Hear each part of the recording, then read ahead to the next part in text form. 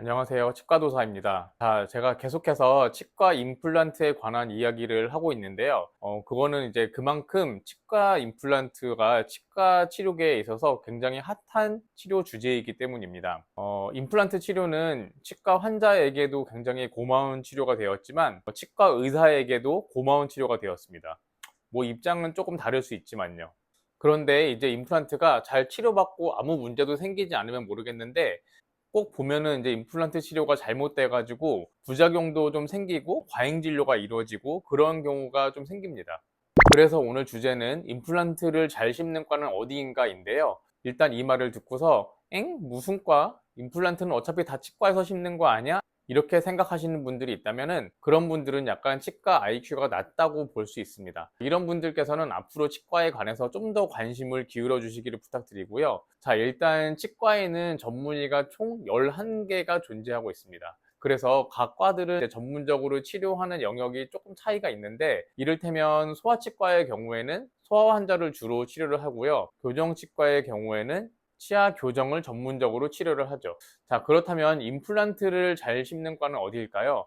우선 결론적으로 말씀을 드리자면은 구강 아가면외과, 치주과, 보철과가 있다고 이야기할 수 있겠습니다. 자, 이 세 개 과는 공통적으로 수술 치료와 이를 새로 해 넣는 치료에 좀 특화된 과라고 볼 수가 있겠어요. 자, 임플란트 치료를 안전하게 성공적으로 하기 위해서 가장 중요한 건 치료 계획도 중요하고, 치료를 실제로 하는 것도 중요하고, 그리고 또 부작용 없이 기능을 회복하는 것도 중요하다고 볼 수가 있겠는데요. 우선 첫 번째 과인 구강 아가면외과의 경우에는 치아뿐 아니라 잇몸뼈 깊숙한 부위까지 근본적인 처치를 전문적으로 할 수가 있고, 광범위한 치아 결손 부위에 대해서도 치료를 하고, 치료 과정에서 발생하는 상악동 감염이나 신경 손상, 그리고 골수염 등의 각종 부작용에 대해서도 전문적인 처치를 할 수 있는 올라운드 플레이어라고 볼 수 있습니다.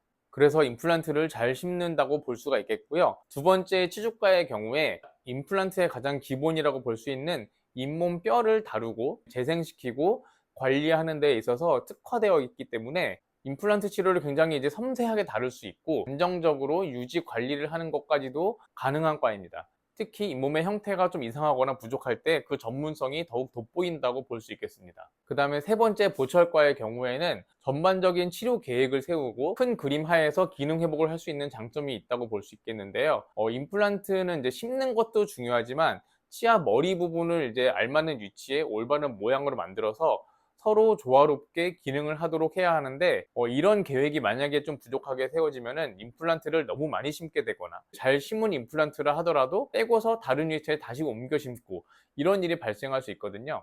그래서 이런 관점에서 보철과가 뛰어나다고 볼 수 있겠습니다. 그래서 이런 전문의들은 다른 치과 의사들보다 임플란트 치료에 있어서 전문성이 더 뛰어나다, 이렇게 볼 수 있겠는데요. 그러면은 그 외에 다른 과 전문의들이나 아무 전문의도 아닌 분들은 어떨까요? 자, 그런 분들은 각자의 능력에 따라서 좀 다르다고 볼 수 있겠습니다. 그러니까 우리가 운전의 비유를 하자면은 택시 운전기사나 아니면 버스 운전기사 분들만 운전을 잘 하시는 건 아니고, 일반인 중에서도 운전을 잘 하시는 그런 분들이 많이 있잖아요. 그거랑 좀 비슷하다고 볼 수 있겠어요.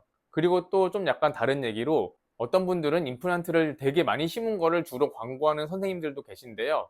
예를 들어서 막 몇만 개 심었다, 이렇게 광고를 하죠. 그런데 이 개수만 보고서 가시는 거는 조금 주의를 할 필요가 있는데요. 왜냐면은 일단 이 개수 자체도 당연히 100% 믿기 좀 약간 어렵다고 볼 수가 있고, 혹시 믿는다 하더라도 임플란트를 어려운 거를 굉장히 많이 심으면서 몇만 개를 심었는지, 아니면은 쉬운 것만 계속 기계적으로 심어 가지고 몇만 개를 심었는지, 그거를 사실 알 수가 없거든요. 그래서 사실 그 개수만 봐서는 이분이 진짜 임플란트를 잘 심는지 어떤지에 대해서 알 수 있는 정보가 별로 없다고 저는 사실 생각이 들어요.